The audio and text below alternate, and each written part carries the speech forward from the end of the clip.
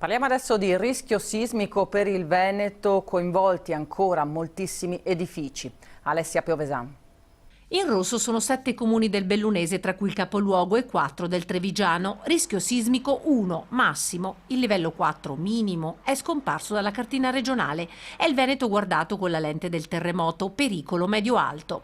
La consapevolezza generale su questo tema però è bassa, ma del 1.100.000 edifici pubblici e privati costruiti sul nostro territorio, pochi sono adeguati alle norme attuali. Il 39% degli edifici scolastici e oltre il 50% delle abitazioni residenziali hanno più di 50 anni e di questo 1.100.000 che diceva lei, circa 1 milione, quindi parliamo del 95%, non è stato costruito con criteri antisismici. Il 5% quindi è norma?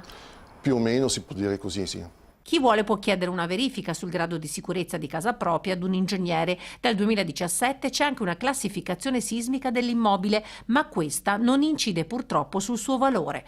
Con i nuovi sisma bonus e super bonus 110, le detrazioni fiscali possono arrivare fino a 96.000 euro ad edificio, con un limite. Si può operare completamente con il bonus energetico, quindi con l'ecobonus, senza fare nulla di sismico. E quindi la casa non è sicura ma è efficientata?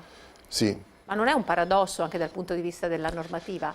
E diciamo che probabilmente è stata una scelta politica che ha fatto in modo di incentivare e agevolare quelli che sono gli aspetti energetici. Così non è nel pubblico, dove i fondi per interventi energetici dipendono dal grado di rischio sismico.